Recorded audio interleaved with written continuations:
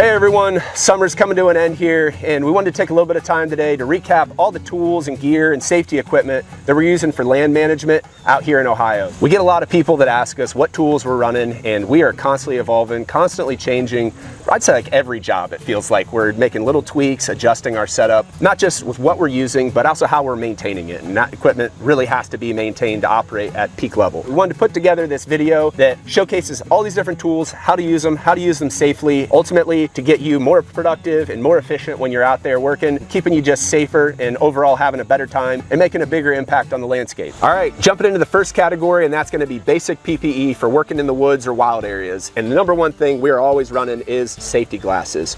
And we were just breaking our own rule there, but when we're on any job sites or we're just doing this for hobby, these things got to be on the entire time. Sticks are going to get you. Sprayers sometimes can leak or spray. A lot of different things. And really just branches in the woods is one of the things that can cause some serious damage. So we keep these on all the time. The other thing here in Ohio, we have a lot of ticks. Really about February through about November, you got to have tick prevention on point. This is a can of Sawyer's permethrin. Lay out your clothes before you're working. Spray the clothes down. Let them dry. Have a little stack of work clothes you can pull from. Always have your clothes pre-treated for ticks. There's a lot of tick-borne illnesses, especially here in Ohio. You don't want to go there. It'll set you back. It can really change your life. If it's a super ticky property, you can get something like this on forestry suppliers. These are just a little stretch gaiter. It goes over your pants like that. You put it on your pants leg, then pull it down over your boot. Pre-treat these with permethrin as well. That keeps chiggers and ticks from crawling up your pants legs. The other thing you got to have, I would recommend a couple pair of gloves. These are just a good leather pair of gloves, especially if you're doing something you get your hands banged up. We also like the neoprene, like gardening style.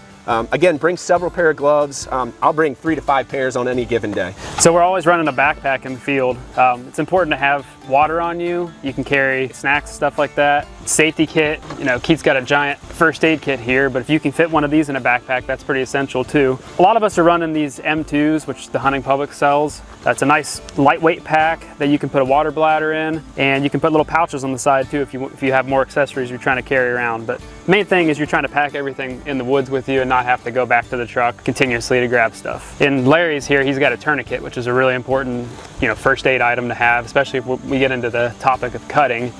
Hatchets, chainsaws, anything like that. God forbid you have to use it, but you want to have it on you at all times. Next thing, this first aid kit.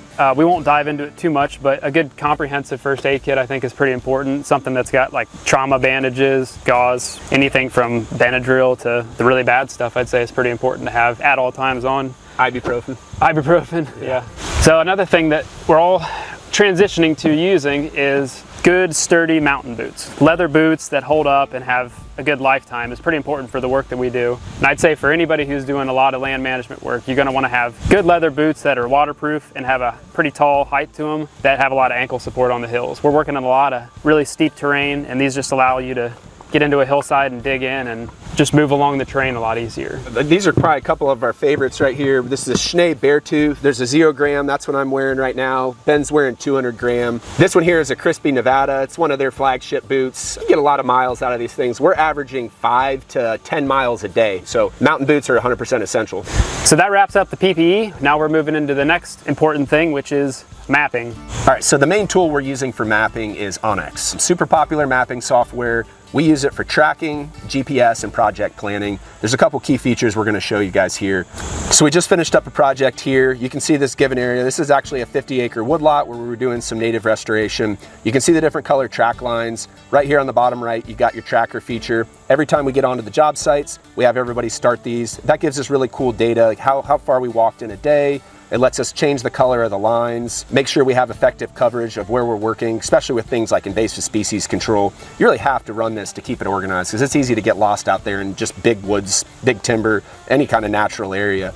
This is the tool we use to keep it organized. Another important feature of Onyx is you can actually see property lines. So when you're in the field, you can tell if you're close to the property you're working on, you can tell who the neighbors are, and you can easily do that from state to state if you have the elite membership. Super useful to know where you're at in the field, even when you're driving around. So another feature that we use when we're out in the field, if we come across especially really noxious invasive species, I like to drop a waypoint. You can do mark my location. As soon as you get that waypoint marked, you can go in, you have some capability to edit that. You can name it, you can put it in a different folder, you can change the color, you can actually add a photo, which is really handy for something like a tree stand or something like that. You can take a picture of the tree that it's in. But we use this a lot to mark specific trees or certain vegetation that we either need to manage, but also to track really cool native species that we see popping up and to share it amongst each others.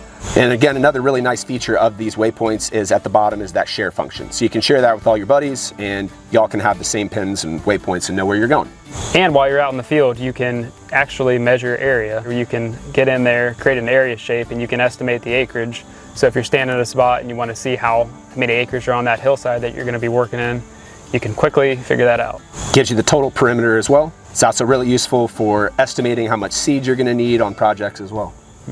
Again, all the functionality where you can have the different colors. Down here below, you can change the weights of this, dotted, different sizes, quite a bit of usability there. So your maps can get really crazy and disorganized if you're working overtime on a property, and there's just a lot of things going on. So there's a really cool feature on Onyx. You go here under My Content, you can create a folder, and then once you're in there, go select the folder, click Hide Folder on Map, and that'll just clean off all your project stuff. I have some other waypoints and pins there from a separate project, but you can maintain a completely clean map, and then anytime you need to access that information to pull it up to work, open up your folder and get started. Super cool feature. You can hide that folder and keep your map completely clean. All right, so we're gonna jump into the next segment, which is tree and brush cutting. Hope you guys learned something there from some of these tools we're using, and we can help keep you guys a little bit safer out there and having fun as you're managing native habitat. If you're using any tools that we're missing, be sure to let us know in the comments below. If you found the video helpful, be sure to hit that like button. Please subscribe if you're not already. If you need help with a project here in Ohio, jump on to nativelandscapesohio.com. Hit us up in the contact section there. We'll see you guys on another video soon.